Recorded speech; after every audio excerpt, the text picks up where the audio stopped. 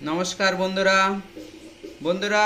আজ দিল্লির অরুণ জেটলি ক্রিকেট স্টেডিয়ামে শুরু হয়েছে ভারত ও ওয়েস্ট ইন্ডিজের মধ্যে 2 ম্যাচ টেস্ট সিরিজের দ্বিতীয় টেস্ট ম্যাচ।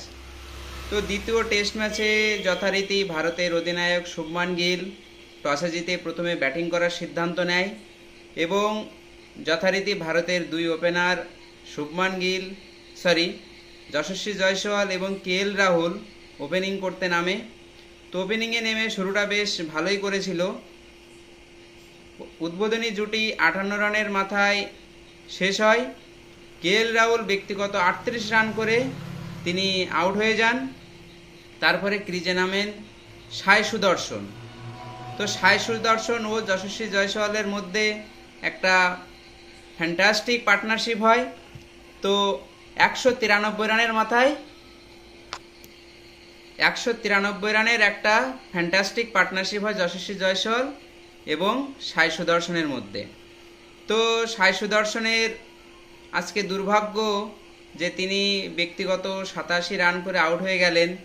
তিনি সেঞ্চুরিটা পূর্ণ করতে পারলেন না। তার ক্যারিয়ারের এটা প্রথম সেঞ্চুরি ছিল, যদি তিনি করতে পারতেন।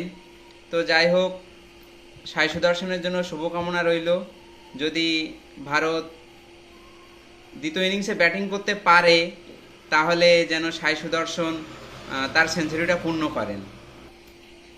তো ভারতের স্কোর যখন 251, তখন সাই সুদর্শন আউট হয়ে গেলেন। তারপরে ক্রিজে নামেন আমাদের ক্যাপ্টেন শুভমান গিল। তো শুভমান গিল আর যশস্বী জয়সওয়াল দিনের শেষ অংশটুকু শেষ করেন। তো যশস্বী জয়সওয়াল আজকে যে ইনিংসটা খেললেন, কি অসাধারণ ইনিংস! 173 রানের একটা দুর্দান্ত ইনিংস খেললেন। মাস্টার ব্লাস্টার শচীন টেন্ডুলকারের কথা তিনি মনে করিয়ে দিলেন। এত কম বয়সে মাত্র শচীন টেন্ডুলকার তিনি 7টি সেঞ্চুরি বেশি করেছিলেন। এত কম বয়সে 7টি সেঞ্চুরির মালিক যশস্বী জয়সওয়াল, তার আগে রয়েছেন শুধুমাত্র শচীন টেন্ডুলকার।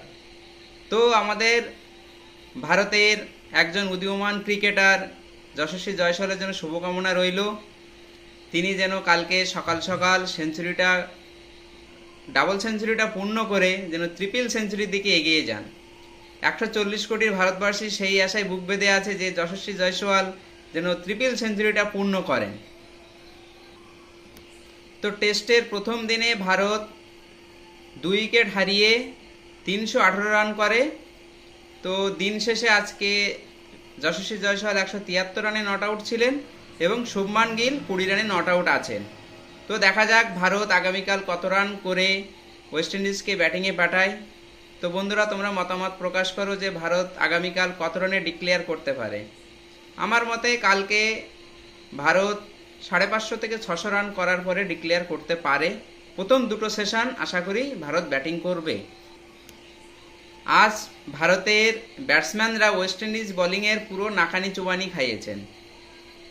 যে দুটি ওয়েস্ট ইন্ডিজ বোলাররা তুলে নিতে পেরেছিলেন, শুধুমাত্র একজন বোলার জোমেল ওয়ারিকান, তিনি এই দুটি উইকেট তুলতে পেরেছিলেন। ভারতের যে দুটি উইকেটের পতন ঘটে।